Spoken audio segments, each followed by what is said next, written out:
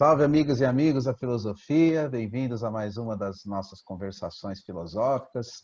Hoje eu vou conversar com o professor Cristiano José da Silva, que tem uma pesquisa sobre o Gramsci no mestrado na educação na USP, também é professor de filosofia, autor de diversas obras, também para livros didáticos, né, obras para serem usadas no ensino de filosofia.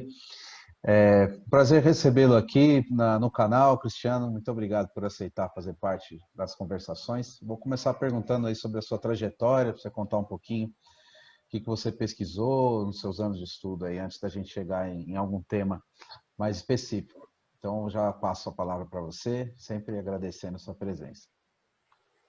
Legal, Caio. Eu que agradeço o convite. Venho aqui também, em nome do coletivo A Sagrada Família, trazer aqui a recíproca da sua visita também no nosso canal, nas nossas redes, sua entrevista brilhante e muito bem reputada. Bom, eu tenho uma trajetória que corre em paralelo, né? Ou pelo menos correu em paralelo durante um bom tempo, que sempre articulou militância política, movimento social e educação, né? Então, eu militei no início do MTST, aqui em São Paulo, né, nas primeiras ocupações do movimento, o Anita Garibaldi, o Carlos Lamarca, o Santo Dias, lá em São Bernardo e tal. E, além das minhas funções como militante do movimento, eu também atuava já no setor de educação do movimento, né? Então, nós tínhamos ali um esboço de trabalho dentro do programa MOVA, e trabalho esse que eu continuei oficialmente no próprio programa MOVA da Prefeitura de São Paulo, né, ali em idos de 2004, tal, 2005, né, no governo Marta. Então, assim, eu sempre me identifiquei nessas duas chaves, né, como professor e como militante político, mesmo antes de ter uma formação acadêmica que me permitisse exercer a carreira. Enfim, eu atuo também desde 2006 como docente, tanto na rede privada como na rede pública.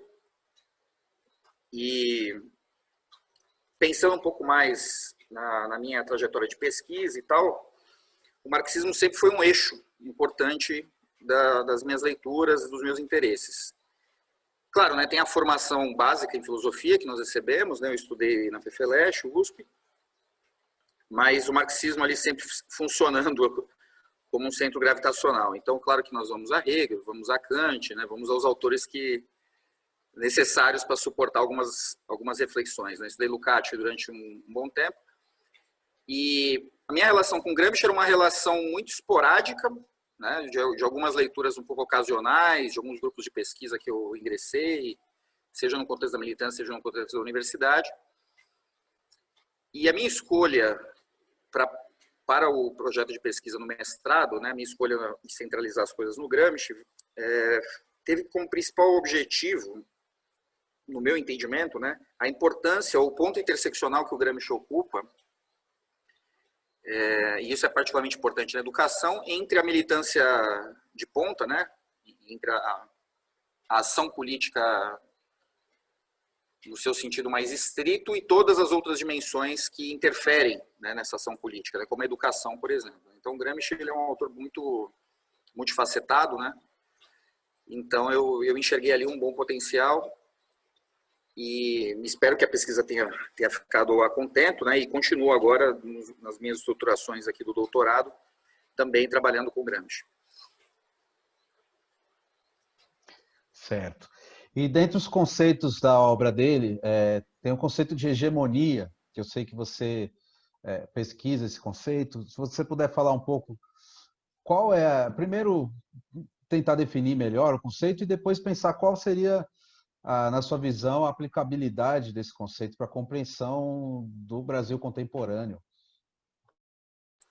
Legal.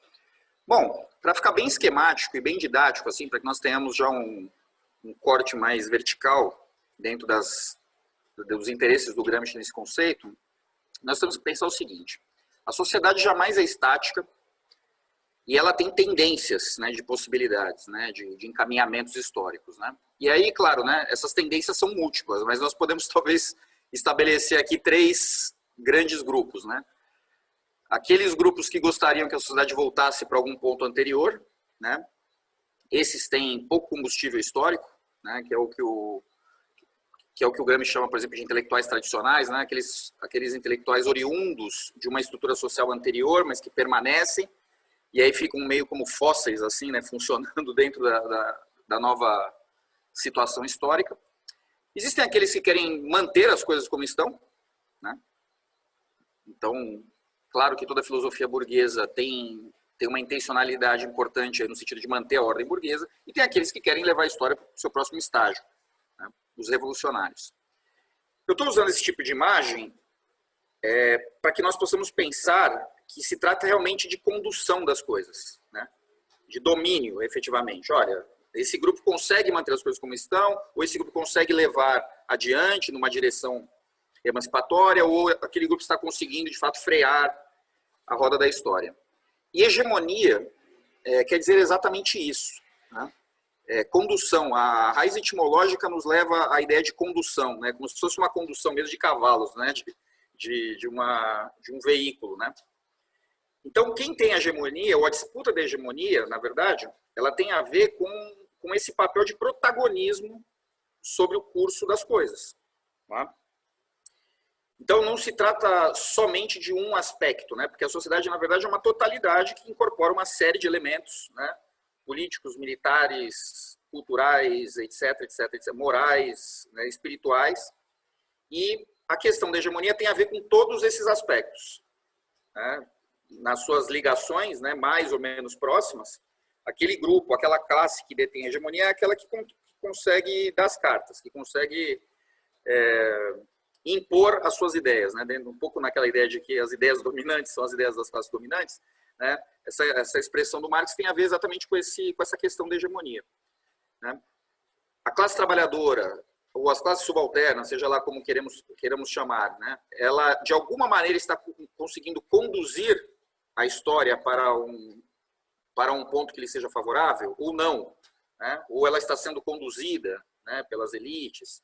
Então, o problema da hegemonia tem a ver com isso, né? Qual é o nosso lugar nessa disputa e quais são as nossas possibilidades de conquista de espaço, né? Que é o que o Gramsci chama de guerra de posição. O Gramsci gosta muito dessas metáforas militares, né? No mundo militar, a guerra de posição tem a ver com toda a preparação do momento bélico, né? Então, compra de materiais, questões diplomáticas, enfim, preparação tática das coisas, preparação dos soldados, alguma aliança que você faça com algum inimigo potencial do seu inimigo, né? Todas essas medidas protetivas tem a ver com a guerra de posição. A guerra de movimento é o enfrentamento concreto, né? Então, dentro dessa perspectiva, imaginando que a história não para, imaginando que as coisas estão caminhando para algumas possibilidades, e que uma delas é o conflito revolucionário, né? A guerra de posição ela é absolutamente fundamental para que, na hipótese de um momento de guerra de movimento, de embate, que haja condições de vitória, né? Então, quando o Gramsci se coloca o problema da hegemonia, a questão para ele é a seguinte: pensar a revolução, pensar a emancipação humana somente como guerra de movimento é um erro, né? Porque ainda que você vença, ainda que você consiga, por exemplo, ser bem sucedido no processo revolucionário, como foi o caso da Rússia em 1917, você vai ter que lidar com toda uma conjuntura posterior, né? Então, se na guerra de posição você está em condições desfavoráveis, se as suas ideias não são admitidas, né, se a cultura ali presente não estiver conectada minimamente, não tiver uma aderência com o que você precisa fazer, certamente você vai perder essa conquista adiante. Se é que consegue vencer, claro, né? Porque também tem essa questão. Então, a guerra de movimento ela é meio que uma série de ações permanentes pré, durante e pós o movimento revolucionário ou embate revolucionário, que ele chama de guerra de movimento. Por isso que é algo absolutamente fundamental. Não sei se eu posso avançar um pouquinho. Nesse sentido, aí é claro que o Gramsci vai dar uma atenção enorme, né, para os aspectos que influenciam então essa guerra de posição, essa disputa por hegemonia, Então, ele vai estudar lá a importância cultural da Igreja Católica, vai estudar a educação, vai estudar o jornalismo, vai estudar a estrutura das línguas, né? Porque para o Gramsci as línguas, até no seu aspecto sintático e também semântico, contém uma visão de mundo, contém uma série de possibilidades de compreensão das coisas. Enfim, todos esses campos que ele vai abordar, ele vai atingir um razoável nível de profundidade. Isso vai fazer com que os pósteros, né, aqueles que vão estudar o Gramsci posteriormente, especialmente nos anos 70 ou 80, isso é marcado aqui na esquerda brasileira, o Gramsci vai ser lido, então, como um teórico da cultura, né, como alguém que estivesse reduzindo o processo revolucionário somente a uma disputa cultural, somente a uma questão de domínio do jornalismo, das narrativas, da literatura, enfim, da cultura de modo geral. O que é um absoluto equívoco, né? Na verdade, como eu procurei mostrar há pouco, toda essa dimensão da cultura é parte de um processo mais geral que tem a ver com a hegemonia, né? E que se organiza na sua totalidade também como ato revolucionário, também como um momento de enfrentamento eventual que não tem data marcada, mas que está no campo das possibilidades, né? Então, isso eu deixo sempre bastante marcado, né, nas minhas falas, nos meus textos. O Gramsci, ele é um autor revolucionário, ele está trabalhando dentro do horizonte da Revolução Proletária. No entanto, ele tem um ponto de concentração, um ponto de atenção enorme para a construção, para o que ele chama de organização da cultura, porque é ela que prepara as condições para o sucesso, né, do enfrentamento revolucionário e também das suas consecuções, enfim, dos seus dilemas posteriores que certamente virão, porque, claro, haverá reações e etc., né? Normalmente há. Então, essa é um pouco a questão do conceito de hegemonia. E aí, eu acho importante marcar também que dentro de uma outra chave, né, o Gramsci ele se pretende seguidor de Lenin. Então, em alguns textos, mas talvez o mais clássico seja O que Fazer, né, o Lenin coloca essa questão da necessidade ou da prioridade da condução, né, da hegemonia. Então, o partido ele precisa ser organizado de tal maneira e precisa ter uma tal relação com as massas que lhe permita liderar esse processo. É claro que para o Lenin isso se coloca em termos mais estritos, assim, né? Ele está pensando efetivamente no trabalho do partido, né, e na sua relação com a classe trabalhadora dentro daquilo que está posto ali no contexto soviético, né? O Lenin é um pensador de envergadura universal, mas que pensa sempre a respeito de objetos particulares, né? O Gramsci da mesma maneira, só que ele já está, né, 10, 20 anos à frente, entendendo a importância que a complexidade que a cultura organizada tem. Ele já está olhando o fascismo, né? Entendendo a propaganda, enfim. Já é uma coisa que foi sacada ali, não só por ele, mas pelos fascistas também. Um dos grandes adversários do Gramsci é o filósofo Giovanni Gentili, né, que é ministro da Educação do Mussolini, e um filósofo de primeira linha, não é um intelectual menor, não. Não é à toa que ele está no Ministério da Educação do Mussolini. Então, isso já é uma questão sentida, né? Goebbels na Alemanha, etc, etc. Então, para fechar um pouquinho essa questão da hegemonia, eu daria ênfase para esse aspecto, né? Porque ela é parte de um processo de transformação histórica maior e não simplesmente uma disputa por construir narrativas, enfim, tudo isso que se coloca hoje em termos mais pós-modernos. Muito bom, Cristiano, sua exposição inicial. Eu queria continuar agora trazendo isso para o Brasil. Você acha que a gente poderia usar o termo intelectual orgânico para pensar o que alguns autores da direita têm propiciado nas redes sociais, na grande imprensa, sobretudo na última década, né? Claro, isso nunca deixou de acontecer, mas a gente percebe uma ascensão dessa chamada nova direita. Até queria te perguntar sobre como você vê esse termo, né, que alguns sociólogos vêm cunhando para para denominar isso que a gente está vivendo hoje, a nova direita. Puxa, Caio, tem caldo isso, hein? Vamos lá. São os ônus e bônus da popularização de um autor, né? tal como Marx, tal como Nietzsche, tal como Freud, o Gramsci entrou tanto, né, no cacoete, no léxico teórico e político, que às vezes é muito provável que aconteça de alguns conceitos admitirem outras acepções, né? Essa história do conceito intelectual é importante. Primeiro, o Gramsci ele faz um esforço grande para desfazer a cisão entre trabalho intelectual e trabalho manual, né? Não que essa cisão não exista, mas essa é uma cisão que foi construída ideologicamente, né? Então faz parte da lógica da sociedade de classes realizar essa separação não só na própria divisão social do trabalho, mas da maneira como a cultura se apresenta. Então existe uma cultura popular, do artesão, existe a cultura erudita, né? E aí você tem estamentos, por assim dizer, da cultura humana. Então, um dos aspectos da sociedade emancipada é justamente a reunião dessas duas dimensões. E, pensando mais agora numa chave filosófica, né, em que medida que essas duas coisas estão separadas? Né? De maneira ontológica mesmo, né? De maneira real. Que medida que a ação intelectual prescinde do fazer, e em que medida que o fazer está desprovido de racionalidade, de teleologia, de plano, de propósito e tal. Bom, nesse caminho, o Gramsci, então, a partir dessa questão filosófica, ontológica e tal, ele vai recusar essa separação. Isso vai lhe permitir dizer o seguinte: todo homem é intelectual. Por quê? Porque mesmo no trabalho mais mecânico, mais assimilado, repetido, existe uma porção de racionalidade. Então é impossível, quando falamos de ação humana, de pensarmos em algo não intelectual, né?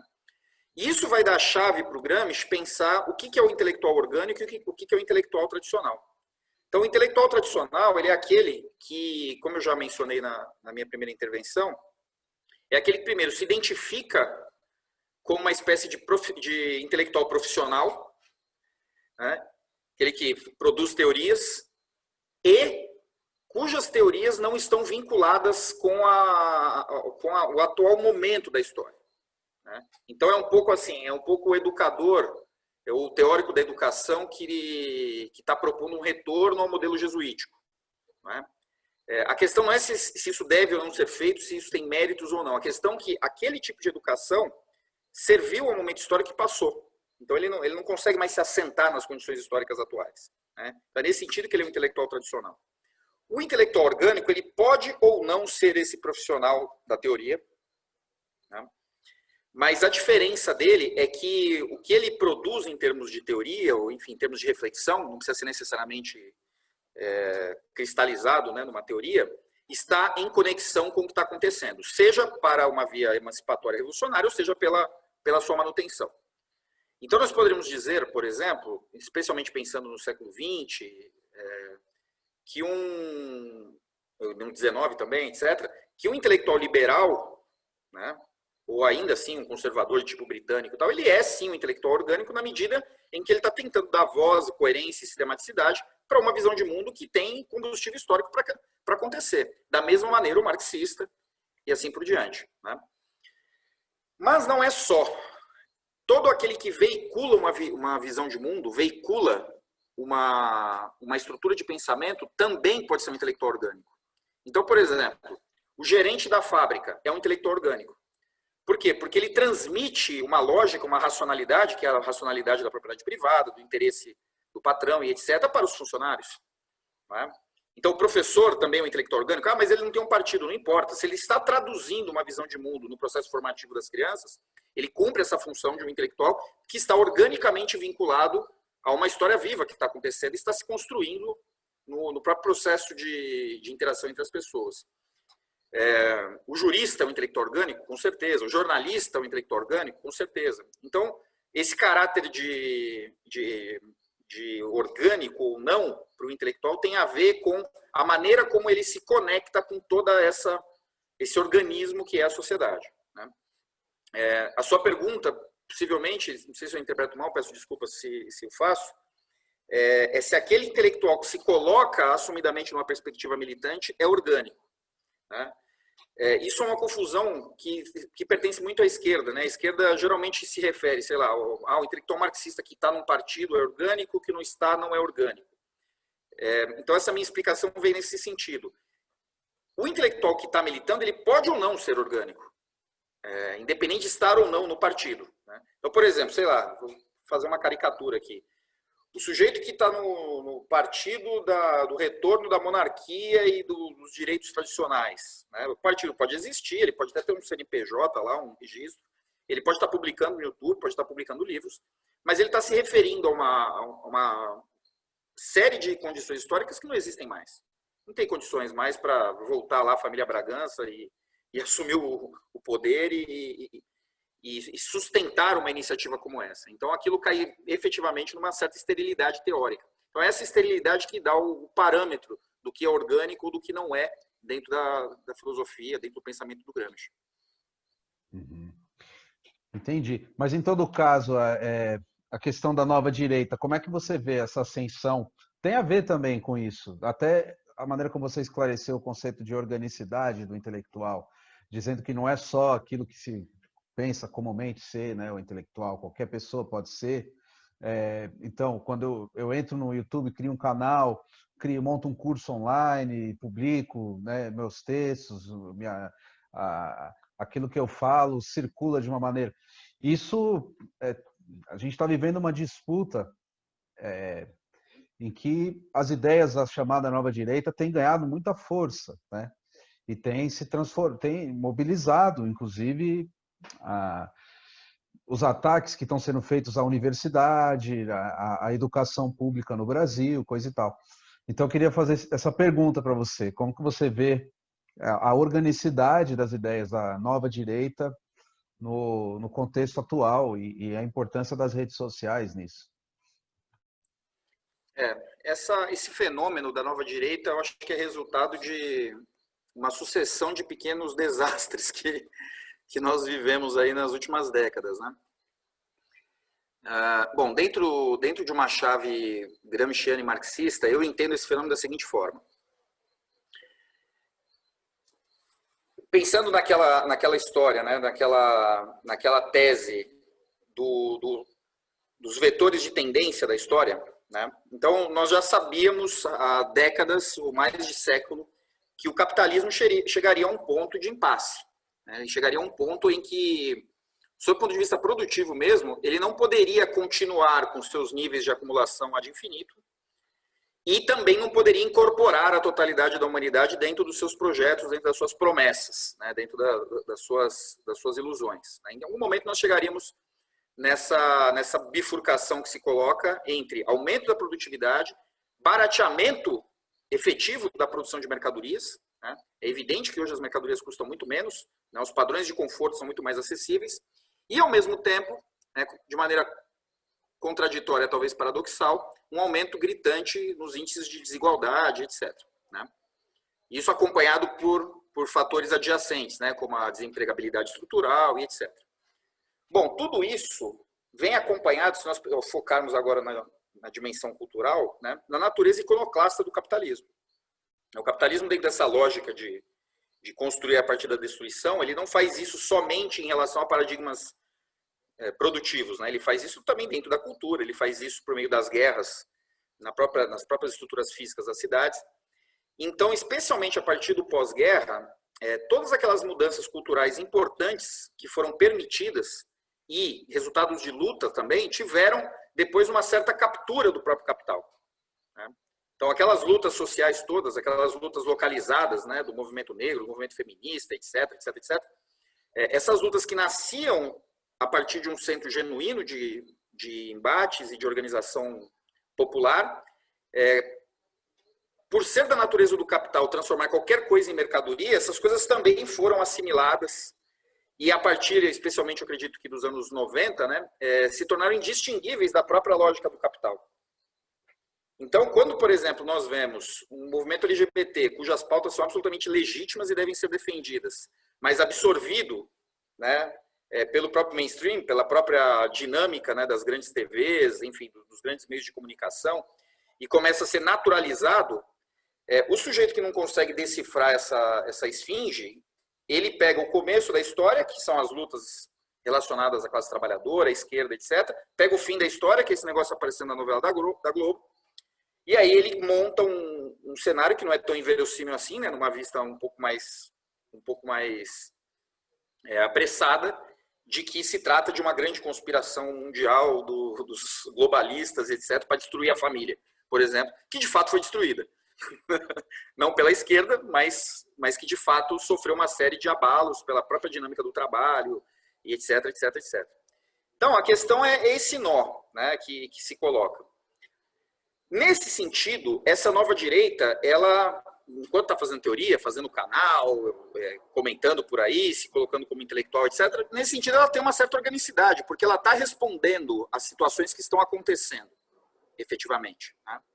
Para o sujeito, por exemplo, que entende que a sua vida está um caos, e encontra uma explicação razoável por, sei lá, pela sua família ser totalmente dispersa, por exemplo, né? Esse misto de condições políticas e psicológicas pode se conectar com uma teoria como essa.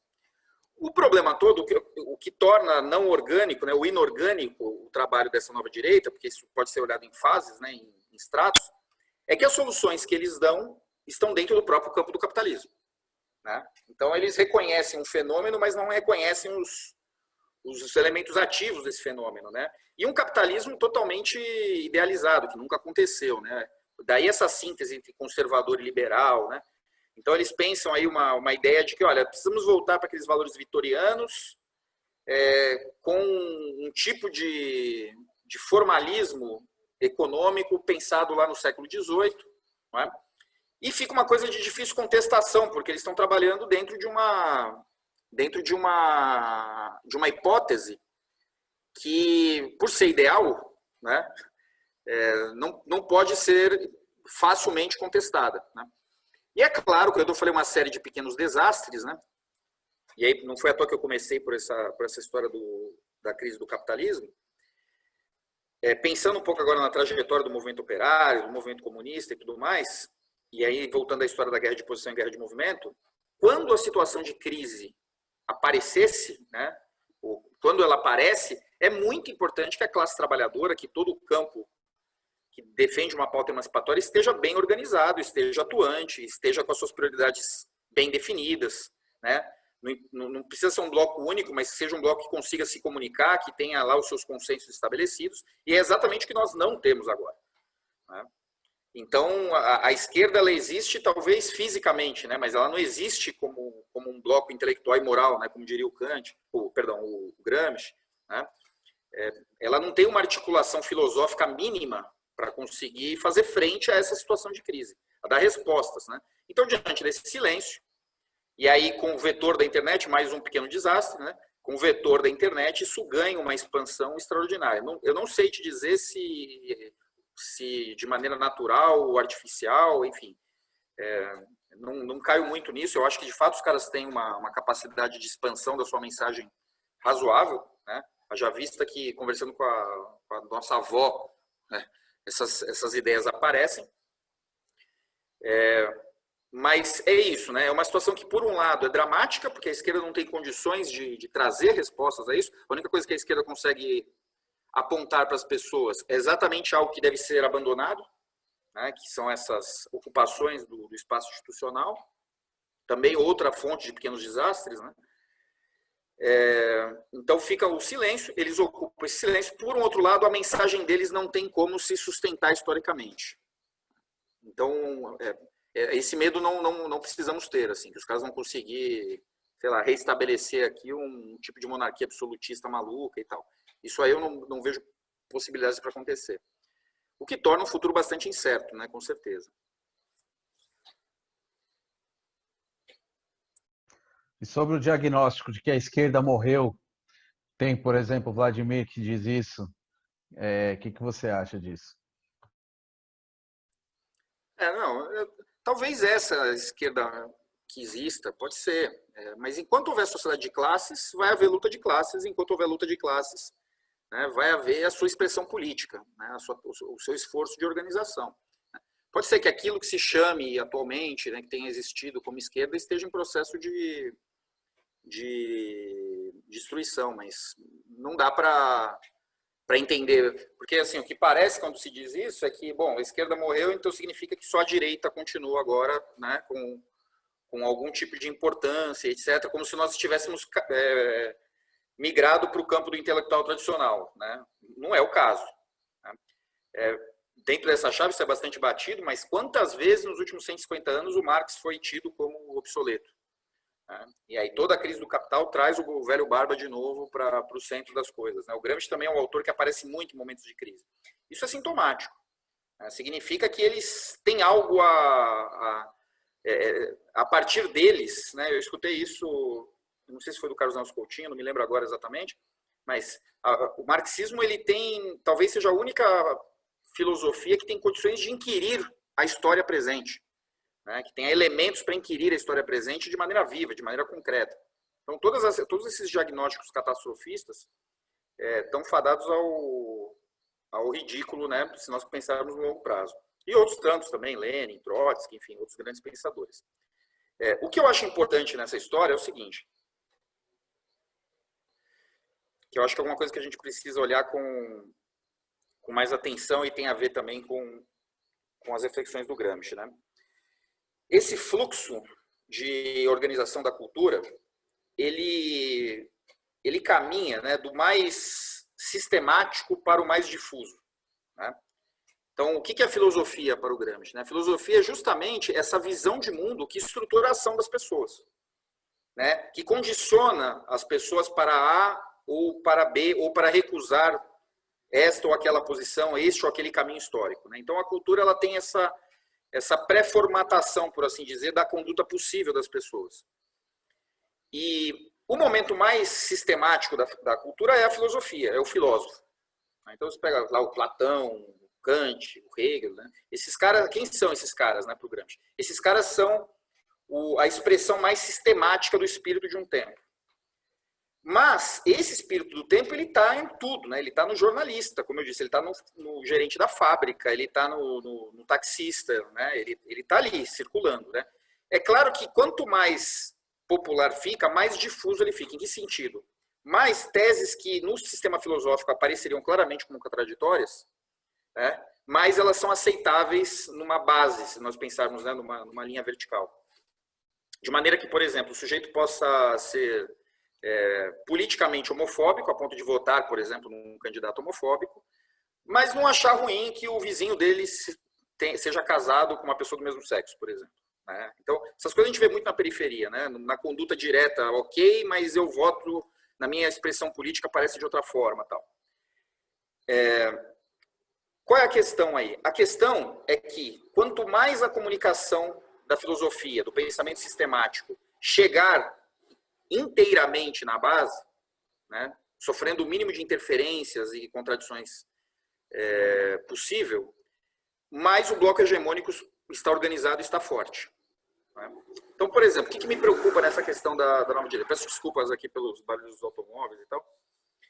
O que me preocupa bastante nessa questão da nova direita, né, um fenômeno que me chama bastante atenção, é que nós temos lá, por exemplo, no caso do Olavo de Carvalho, mas há outros ali, né, menos conhecidos, mas ele talvez seja o popstar da história, que se coloca como filósofo, que tem uma obra, ele tem uma linha teórica, está lá, né, só pegar os livros dele e ler.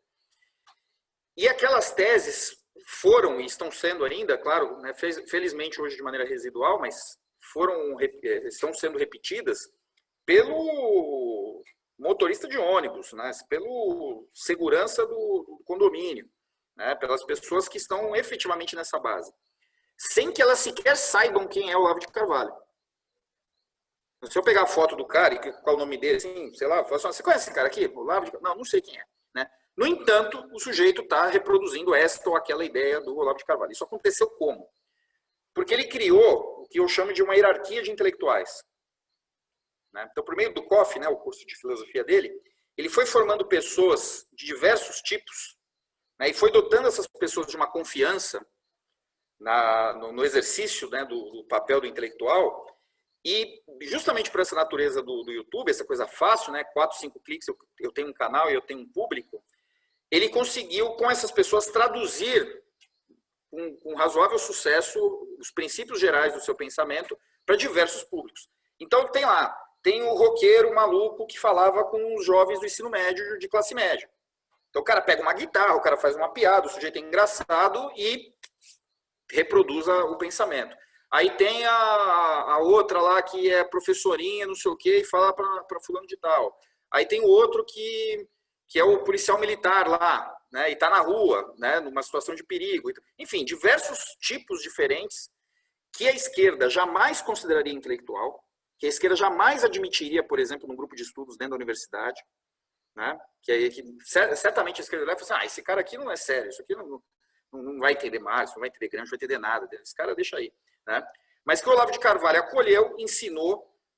Eu nunca assisti uma aula dele exatamente, né? Mas eu imagino que o sujeito seja um bom professor, seja um professor competente, né? Para conseguir, então, para públicos tão diferentes, traduzir ali o que é fundamental no seu pensamento. E esses caras é que levaram essa sistematicidade para a boca da avó, entendeu?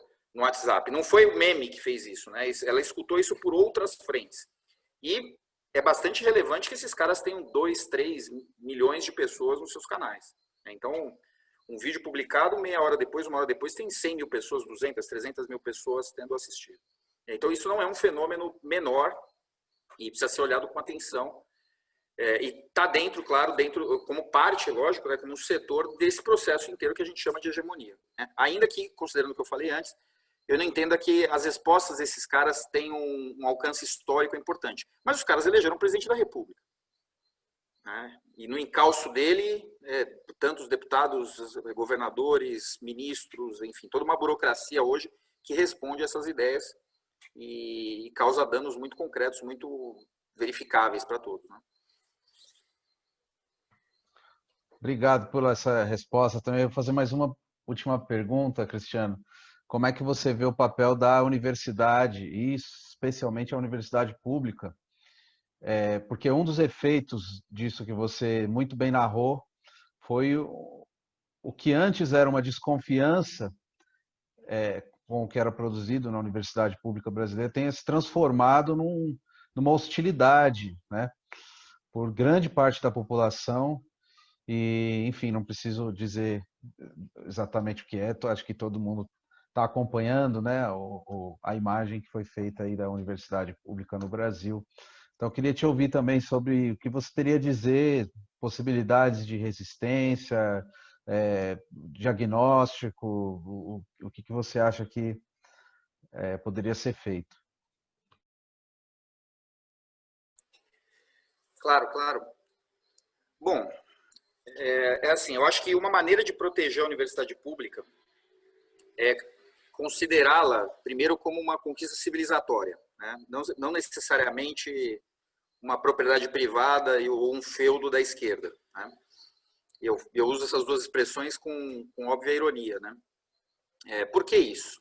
Porque eu entendo que a universidade pública ela tem uma função importante que é justamente servir como uma espécie de vacina, né, a esses absurdos que podem aparecer tanto no momento sistemático do pensamento como no momento difuso. Então, quanto maior a qualidade, quanto maior a importância que a universidade pública tem em uma determinada sociedade, mais razoável é o local do debate. E eu defendo a universidade pública dentro dessa posição porque eu entendo que os grandes clássicos que organizam, né, a visão de mundo de uma perspectiva emancipatória, revolucionária, eles se referenciam pelo melhor que nós podemos ter em termos científicos. Né? Então, assim, como consequência de um ambiente civilizatório defendido, as nossas questões teóricas estão, por tabela, também defendidas. Né? Então, essa é a primeira consideração que eu faria. Uma outra coisa importante, eu entendo, é que a universidade pública tem que fazer uma autocrítica imediata. Né? Ela ficou lá no seu berço esplêndido, na sua torre de marfim. Todo mundo que tem uma mínima trajetória acadêmica sabe que, de fato, o interesse teórico e o interesse público sempre foi muito raro dentro da universidade pública. É quase como uma exceção moral de alguns professores. Né? Então, os caras sentaram mesmo lá nos seus gabinetes, fizeram seus esquemas, sabe, acolheram lá os apaniguados e etc, etc, etc. E aí nós ficamos a pé. Então, assim, é o canhão quebrado que está ali, né, e que não atirou, e agora nós estamos tendo que reagir. Vai jogar o canhão fora? Claro que não, né? Precisamos consertar o canhão. Então, eu digo isso para que não achemos que estava tudo bem, porque efetivamente não estava, né? Eu trago aqui como relato, né, uma discussão que eu tive lá na USP há uns 2, 3 anos atrás sobre o Sinclusp, né, que era o programa de inclusão da USP. Então estava todas aquelas discussões metafísicas lá, porque se aumentarmos 2%, são mais jovens da periferia aqui e tal. A minha intervenção ali foi a seguinte: olha, eu concordo com tudo que vocês estão falando, eu acho que tem que ter o bandejão, tem que ter o HU para todo mundo, e tem que trazer essa galera, tem que ter alojamento, o CRUSP e tudo mais. Mas, por exemplo, em cursos que não demandam um grande investimento tecnológico, por que nós não usamos os prédios das escolas municipais, por exemplo, que estão fechados, para abrirmos um curso de filosofia, de sociologia, de história da USP, lá no meio da periferia? Por que vocês só pensam nessa lógica de quantos nós vamos acolher a 40 quilômetros da casa do cara? Né? E as pessoas ficaram me olhando com aquela cara e falaram: olha, isso é um projeto popular universitário, né? A qualidade se mantém, mas vamos lá, né? E nós tivemos 12 anos, né? 3 governos e meio para nadar de braçada nesse tipo de iniciativa, sabe? De capilarizar a presença da universidade efetivamente e conectá-la com as lutas diretas que a juventude tem, que as pessoas têm na periferia. E não, ficamos lá naquele belo ambiente do Butantã, e enfim, aqui como metáfora, né, a mesma coisa Unicamp e tantas outras. E aí, claro, né, a conta chegou e chegou de maneira avassaladora. Então, agora, assim, o que nos resta? Né? Temos que defender o canhão, né, é absolutamente fundamental, mas não vamos nos esquecer, né, não podemos nos esquecer de que isso não significa defender os salários daqueles aristocratas que estavam lá antes, e enquanto nós mendigávamos ali R$1.000 por uma bolsa de mestrado, né? Então, eu entendo que parte desse processo de defesa do canhão, né, da universidade, tem a ver com o efetivo processo de democratização e de ocupação da universidade, né? É preciso limpar a universidade da direita, que está se aproximando dela para aniquilá-la, e da pseudo-esquerda que estava ali na Torre de Marfim, enfim, ganhando seu dinheiro e esperando de boca aberta o tempo passar, né? Então, a minha posição em relação à universidade é essa. Eu, como adendo aqui, a minha trajetória dentro da universidade sempre foi muito difícil, né? Porque nunca fui descortês com ninguém, mas eu sempre me recusei a assistir palestra de professor só para bater um carimbo. Então, isso sempre causou muitos problemas. Então, é desse tipo de coisa que eu estou falando, né? Nessa vaga aí, eu acho que a gente precisa refletir sobre essas dinâmicas que estavam estabelecidas, né? E ainda estão, né? Então tem que ver em que medida que nós não estamos atendendo aos interesses desses aristocratas que estão se vendo ameaçados agora, né? Não tenho nada a ver com eles. A minha questão aí é um pouco mais de ordem civilizatória, de fato, né? Pensar que nós estamos defendendo um território de suma importância para que possamos respirar, para que possamos oxigenar as coisas e caminhar para um lugar razoável, um lugar verdadeiro. Beleza, Cristiano. Muito boa a entrevista, gostei muito de ouvi-lo. E se quiser dizer alguma última coisa aí para a gente encerrar, fica à vontade. Não, eu queria agradecê-lo, essa agradável conversa. Novamente, né, você nos brindou aí com um excelente papo também no nosso canal, a Sagrada Família. Aproveito para pedir a você, se for possível, também publicarmos essa nossa conversa lá. E dizer da importância dessa conversa, desse trânsito, né, que é possível na internet, né, rompermos aí as fronteiras, os muros e expandirmos aí as nossas perspectivas, submetermos a crítica, etc. Enfim, estabelecermos um ambiente de ágora, né? Acho que é muito importante. Isso, eu chamo de ágora digital. Legal. Foi uma ideia que me veio agora, não conhecia essa sua ideia anterior. Bacana, legal. Beleza. Muito obrigado. Depois a gente coloca lá no podcast Sagrada Família também, com certeza.